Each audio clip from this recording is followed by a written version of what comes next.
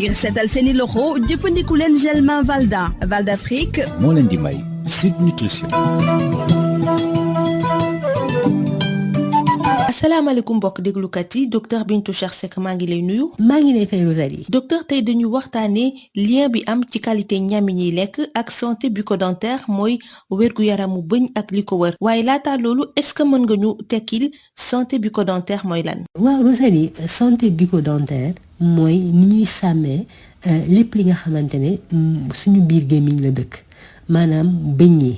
loolu moo ci gën a fës waaye bëñ yi am na yoo xamante ne moo leen di téye mooy li ñuy wax ci nasaraan parodonte maanaam mooy ciiñ yi les gencives et puis mooy yax bi nekk ci biir ciiñ yi nga xam ne foofu la bëñ yi suqeekoo léegi nag OMS nga xam ne mooy organisation mondiale de la santé nga xam ne ñoo yore wér-gu-yaramu àddina bi wërngal këpp gis nañu ni gis nga feebar yi nga xam ne mooy jàpp suñu bëñ yi ak li wër bëñ yi mooy feebar yi gën a fës ci àddina bi te ñëpp lay laal maanaam mag ndaw ak ñi nga xam ne dañoo magal yépp ñoom dañ ciy am. bu ñuy wax des maladies bucco-dentaires ça veut dire que am na yu bari est-ce que am na ci feebar yooyu yoo xam ne ñoo gën a fës wala ñoo gën a yomb daal nit ñi. waaw loolu am na li ñuy wax carie dentaire maanaam bëñ bu bënn boobu mooy.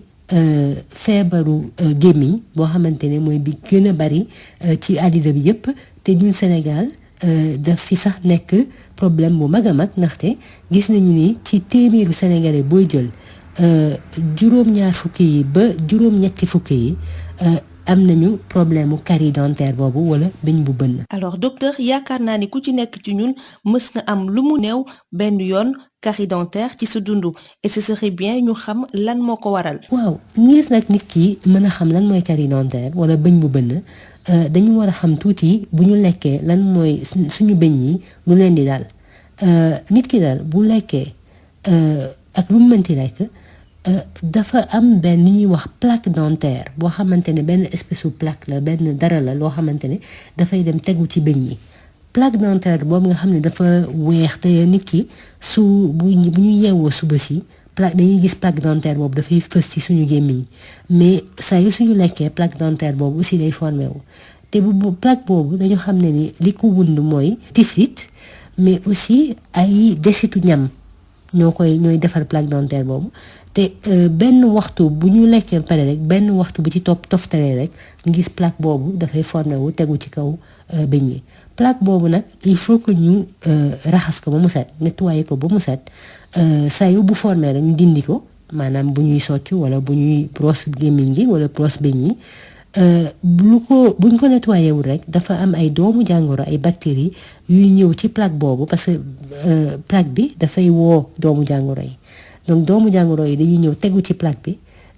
direct buñ ci fasee ba tegu rek dañuy commencer di gas bëñ bi di gas émail yu bëñ bi te gas boobu nag nank-nank di ko gas mooy dem nag ba bëñ bi am pax nag ñu ne lii mooy carie dentaire. jërëjëf docteur waaye ñu dellu si ci suñu laaj bu njëkk mooy ban lien moo am ci qualité ñam yi ñuy lekk ak santé bucco-dentaire plus précisément lu ñuy wax carie dentaire. waaw alors am na ay ñam yoo xamante ne ñoom dañuy yombal gas boobu doomu jàngoro yi di gas bëñ bi li ñuy wax déminéralisation ñoom ñam yooyu dañ koy yombal.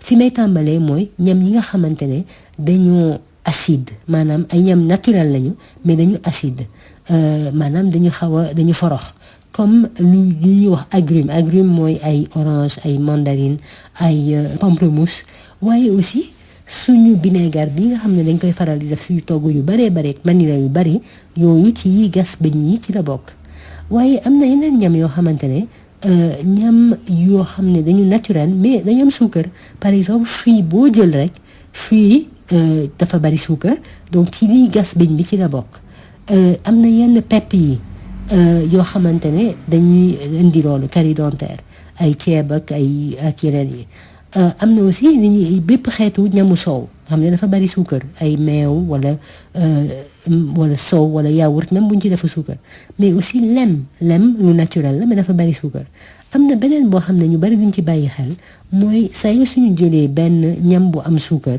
ñu fiiriir ko maanaam ñu togg ko ci température bu mag a mag lu mel ni pomme de terre bu ñu fiiriir wala lu mel ni chips nga xamante ne dégg nañ ma ay yoon may wax ne chips daal baaxul te waruñu koy jox suñu doom yi waaye beneen kii wa ngi ni firnde ni chips baaxul nekkate ci li indi ay partie bañ ci la bokk. beneen bi mooy suukar bi nga xam ne dañ koy dolli suñu ñam yi loolu moom warul yéem kenn ndaxte loolu dañu mës a wax ne ni suukar su bari day yàq bëñ donc suukar soosu ak suukar bi nga xam ne dañ koy dolli ci ñam yi ñu koy wax aliment industriel te nit ki du ci bàyyi xel forcément mooy ci li nga xamante mu ci liy gën a indi carie dentaire wala li gën a gas bëñ suukar boobu ci la bokk.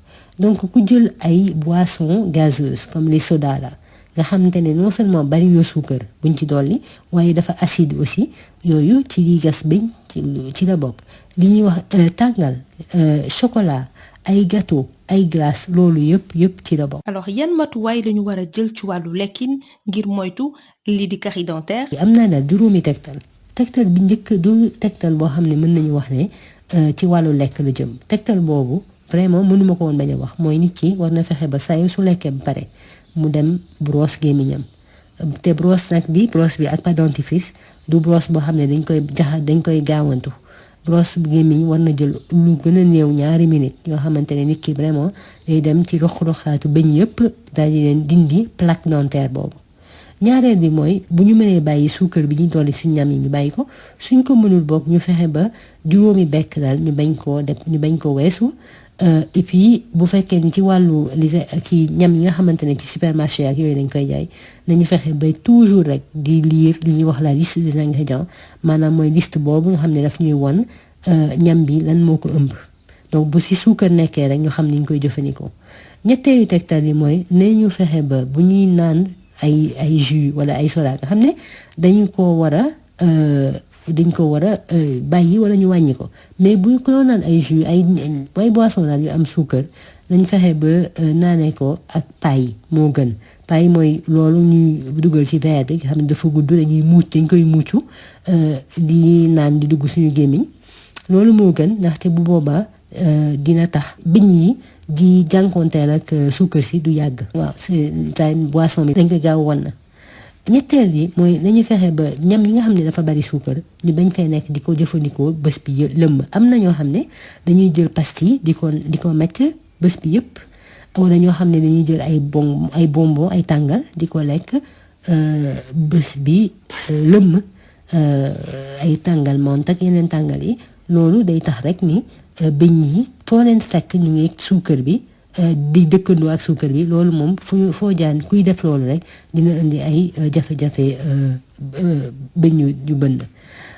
fi may mujjee nag mooy ki nga xamante ne mi ngi lekk ñam boo xam ne am na suukar bari na suukar comme fruit na fexe ba daal bu ko mënee booleeg loo xamante ne amul suukar wala suukar bi ci nekk du comme suukar bi nekk ci fruit bi par exemple ku doon lekk fruit mën na ko lekk ak tuuti naamaraas wala tuuti caaf wala tuuti lekkaale mburu un peu wala juste avant bu boobaa dina wàññi bu baax a baax li suukar boobu li mu mën a def ci bëñ yi. tegtal yi nga fi joxe docteur est-ce que mag ñi ak xale yépp nga ko jagleel. waaw tegtal yi nag moom ñëpp lay concerné maanaam ñëpp war nañ ci gis seen bopp.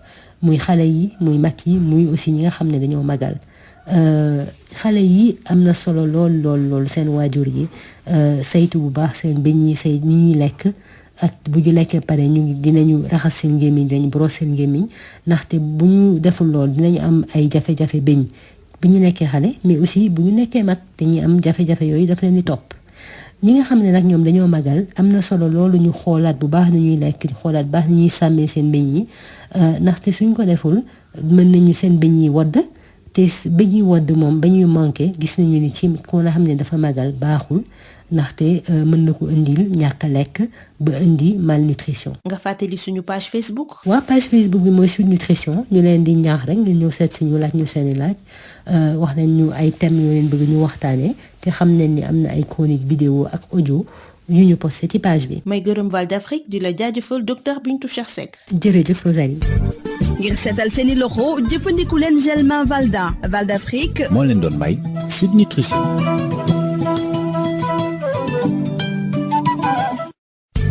Le gel main Valda, efficace sur 99% des microbes. Val d'Afrique vous offre Sud Nutrition. Bonjour chers auditeurs, Dr Bintou Charsek, bonjour. Bonjour Rosalie. Docteur, aujourd'hui nous parlons du lien entre la qualité de notre alimentation et la santé bucco-dentaire. Mais avant tout, définissez la notion de santé bucco-dentaire s'il vous plaît. Eh bien Rosalie, c'est la santé de l'ensemble des éléments qui composent notre bouche. Bien sûr, il y a les dents, mais aussi ce qu'on appelle le parodonte, c'est-à-dire l'ensemble des structures qui soutiennent nos dents, qui sont principalement la gencive, donc la partie rose dans laquelle sont implantées les dents, et puis l'os dans lequel est ancrée la racine des dents. Alors, il se trouve que d'après l'OMS, l'Organisation mondiale de la santé, les affections bucco-dentaires sont les maladies non transmissibles les plus courantes dans le monde et qui touchent tous les âges. Docteur, quand vous parlez des maladies bucco-dentaires, c'est qu'il y en a plusieurs, bien sûr. Est-ce qu'il y en a certaines qui sont plus fréquentes que d'autres? Tout à fait. Alors, la forme la plus courante de maladie bucco-dentaire, c'est la fameuse carie dentaire, qui constitue un vrai problème de santé publique au Sénégal, puisqu'il est estimé que 60 à 80% des Sénégalais souffrent de carie dentaire. Je pense qu'on a tous souffert d'au moins une carie dentaire dans notre vie, et il serait bon de savoir ce qui l'a provoqué. Bon, alors, pour comprendre ce que c'est la carie dentaire, il faut savoir que les aliments que nous mangeons contribuent à la formation de ce qu'on appelle la plaque dentaire à la surface des dents. Cette plaque dentaire, c'est une couche blanchâtre qui est composée de salive et de résidus d'aliments qui se déposent sur les dents environ 1 heure après avoir mangé. Cette plaque-là, elle doit être éliminée par le nettoyage régulier des dents, donc ça s'appelle le brossage de dents, l'utilisation du siwak ou du fameux soch. Sinon, cette plaque se fait coloniser par des bactéries qui produisent des acides qui ensuite déminéralisent l'émail des dents à tel point qu'un trou se creuse dans la dent. Et voilà, c'est la fameuse carie dentaire. Très bien. Maintenant, revenons à la question initiale. Quel est le lien entre la qualité de l'alimentation et la santé bucco-dentaire, plus précisément la carie dentaire? Alors, il se trouve qu'il y a des aliments qui favorisent la déminéralisation des dents. On va commencer par les aliments naturels, mais acides. Par exemple, les agrumes, comme l'orange, la mandarine, le pamplemousse. Et puis, il y a le vinaigre. On utilise énormément de vinaigre dans notre cuisine au Sénégal. Il y a aussi les aliments naturellement sucrés, comme les fruits, en général, tous les fruits, certaines céréales, les produits laitiers et le miel. Et en plus de ça, il y a les féculents qui ont été cuits à très haute température. Alors les exemples classiques, c'est les frites, puisque ce sont les pommes de terre qui sont frites, et puis les chips. Là aussi, ce sont les pommes de terre qui sont cuites à très haute température. Eh bien, figurez-vous, c'est une raison de plus de ne pas manger de chips souvent ou de ne pas donner aux enfants, c'est qu'ils contribuent à la survenue des caries dentaires. Ensuite, on passe au sucre ajouté. Bien sûr, ça franchement c'est très connu, le sucre ajouté et surtout les aliments industriels ou les aliments en général qui contiennent du sucre ajouté sont les aliments les plus cariogènes, c'est-à-dire qui posent le plus de danger par rapport à la formation des caries. Donc bien sûr, il y a les sodas qui sont sucrés, aussi bien sucrés mais aussi acides, évidemment les jus de fruits, y compris les jus locaux, les confiseries, c'est-à-dire les bonbons, le chocolat, les pâtisseries, les glaces et j'en passe. Et maintenant, docteur, quelles précautions alimentaires faut-il prendre pour éviter les caries dentaires? Eh bien, il y en a plusieurs. La première précaution à prendre, qui n'est pas diététique, c'est bien sûr se brosser les dents après chaque repas pour réduire ou éliminer la plaque dentaire.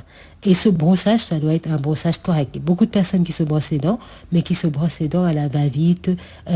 Et alors que ce brossage doit prendre 2 minutes et doit vraiment atteindre les coins et les recoins de la bouche. Le deuxième point, c'est qu'il faut limiter bien sûr la consommation de sucre ajouté, un maximum de 5 morceaux par jour. Et quand il s'agit des aliments industriels qui contiennent du sucre, il faut apprendre à lire la liste des ingrédients. Je ne le dirai jamais assez pour détecter la présence de sucre. Ensuite, troisième point, il faut éviter un contact prolongé et fréquent avec des aliments sucrés, entre les aliments sucrés et les dents. Par exemple, éviter de sucer des bonbons ou des pastilles toute la journée. Il y a des gens qui font ça ou qui mangent des chewing-gums sucrés toute la journée. Et bien sûr, on expose les dents constamment à du sucre. Il y a une autre astuce, c'est le 4e point. On peut boire les boissons sucrées, que ce soit les jus, les sodas. On a dit qu'il fallait vraiment les limiter, les éliminer. Mais si on devait les boire, eh bien les boire avec une paille, parce que ça réduit l'exposition des dents au sucre. Et enfin, quand on mange, le 5e point, quand on mange un aliment sucré, même quand il est naturel, il est bon de le combiner avec un autre aliment qui n'est pas sucré, ou en tout cas qui ne contient pas le sucre rapide du fructose. Donc par exemple, on peut manger des fruits, mais avec des noix, c'est encore mieux parce que à ce moment-là, les noix contrebalancent un petit peu l'excès de sucre simple qui est dans les fruits. Est-ce que ces conseils s'appliquent aussi bien aux adultes qu'aux enfants? Alors ces conseils s'appliquent aux petits, aux grands, et aussi aux seniors, ne les oublions pas. Il est particulièrement important de soigner les dents des tout petits, sinon ils risquent d'avoir beaucoup de problèmes dentaires, non seulement petits, mais aussi à l'âge adulte. Et les seniors doivent particulièrement soigner leurs dents, sinon ils risquent de les perdre, ce qui devient un facteur de risque de malnutrition ou de dénutrition chez les seniors. La page Facebook? Eh bien, c'est Sud Nutrition. Nous vous invitons à venir nous poser vos questions, nous suggérer les thèmes. Et sachez qu'il y a des chroniques audio et vidéo qui sont postées sur la page. Merci à Val d'Afrique et à vous, Dr Bintou Chersek. Et je vous remercie, Rosalie. Le gel main Valda, efficace sur 99% des microbes. Val d'Afrique vous a offert Sud Nutrition.